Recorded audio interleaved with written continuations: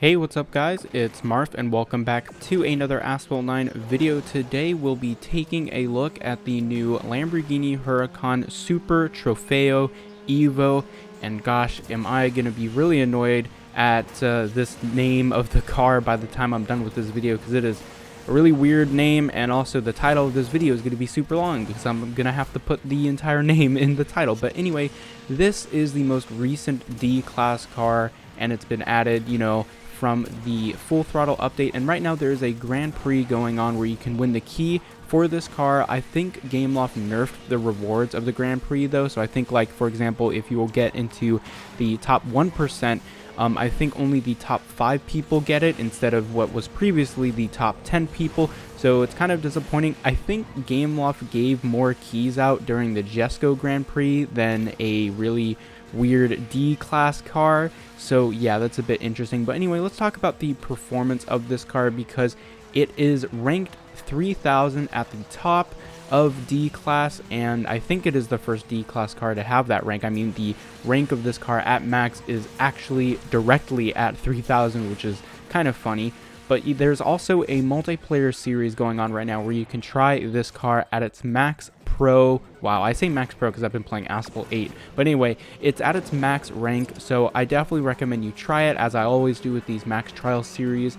But yeah, let's go ahead and talk about the performance, because it is a bit interesting. So in terms of stats, it has pretty much the same top speed as the Mazda Furai, which was previously one of the most popular D-Class cars and a king on a lot of tracks, but this car has slightly better acceleration, handling, and nitro in general. So when you compare it directly to the Furai, the drift speed is a few miles per hour faster from what I can tell, and the radius also seems to be slightly sharper, so it can handle a bit better than the Furai. And I feel like when you go into a drift, you lose a lot less speed than you would if you drift in the Furai. So obviously this is not going to be the king on straight tracks or tracks where you can do a lot of speed and handling tricks. So for tracks like Rome, Cairo, and the Himalayas, the TVR Griffith and some other cars will likely still be the king of those cars, or wow, track. But on the other hand, if we talk about twistier tracks, it will be difficult to say, but I think on tracks like the Caribbean, and especially with Nevada and that long straightaway where you need a lot of nitro efficiency,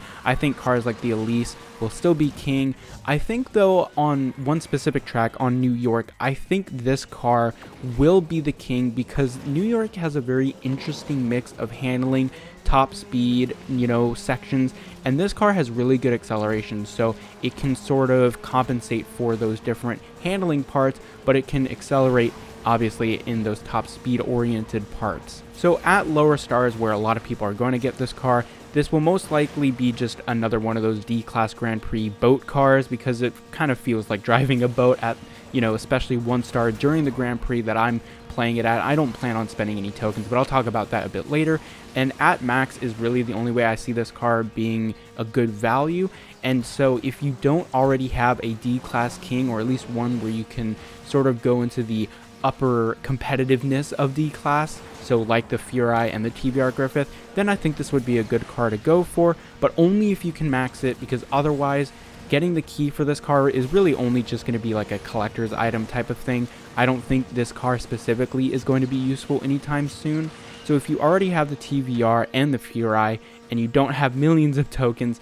I don't think spending tokens on the Huracan Super Trofeo Evo is going to be a good idea. And especially right now, if you are deciding between what you want to spend on between the Onyx and the Huracan, I definitely think the Onyx is a much better investment. It's going to be much more of a useful car, and honestly, it's just a better car to drive. Obviously, it's an A-Class, it can go 240 miles per hour, blah, blah, blah, blah, blah. I did a whole video on the Onyx previously, and so I think that car is definitely a better investment than the Huracan Super Trofeo Evo. One other quick reason that I don't think this car is going to be very useful is in multiplayer, where you just want to get out of Bronze League pretty quickly. Most people can do it in 1 or 2 races if you have a good D-Class car, but because you don't have any control over what track you're going to play in multiplayer, we don't have that voting system in Asphalt 9, especially if you get a twisty track, which I've seen lots of those pop up recently for whatever reason, then you're pretty much out of luck if you're going up against people who are driving Elises or i8s and like the Janetta.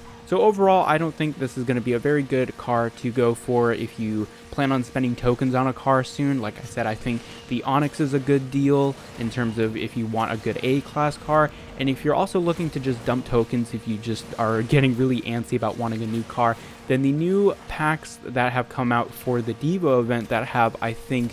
the Genti, they have the Vanda and some other cars, those are also a good